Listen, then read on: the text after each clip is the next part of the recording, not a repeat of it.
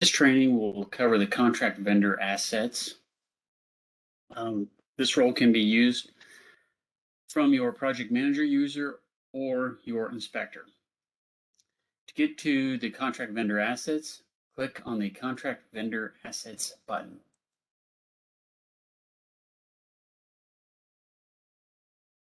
Once on the contract vendor assets screen, then do a search on the contract that you're assigned.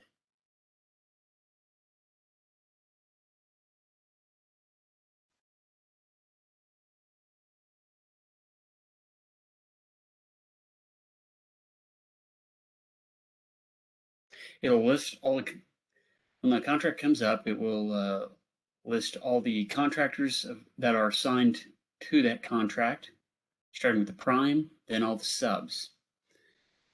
What you can do then is open up one of the contract. It'll take you to the tab where you can get equipment, personnel, or staff. Start with equipment. This is where you'll select vendor equipment, give it an effective date, status of active. And down here you can either search or open it up to show the first 10.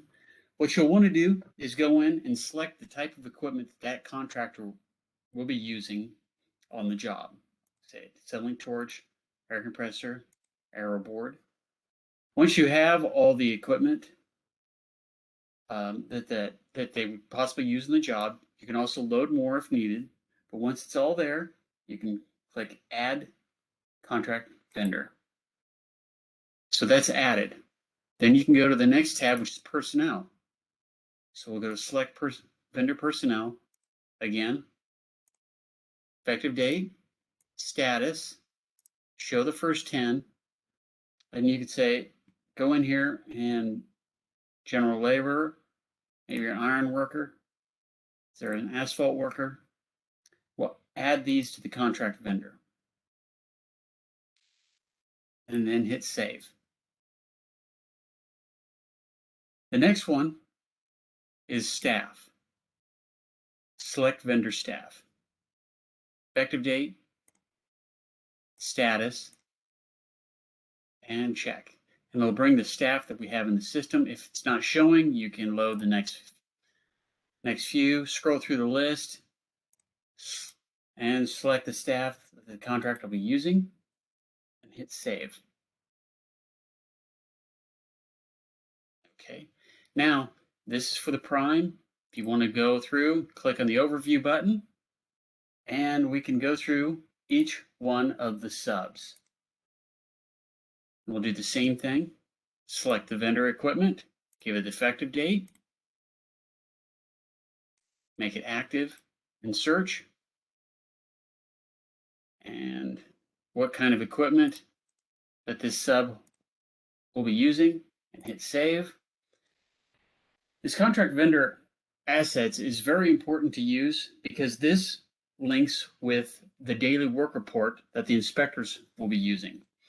When the inspector goes in to do a daily work report and he brings up that contractor, whether it's the prime or the sub, this is the equipment that is in the daily work report, personnel and staff that they can pull in.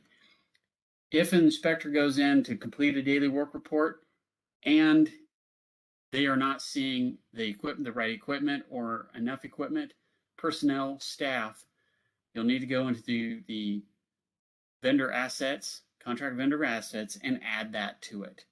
Now, you can add at any point in time during the project. We cannot delete equipment, personnel, or staff, but you can obsolete it. In other words, give it an expiration date. So if personnel leaves, staff leaves, or they're no longer, that equipment is no longer needed, you can go in and give it an expiration date and make it obsolete. But like I said, we cannot actually delete that.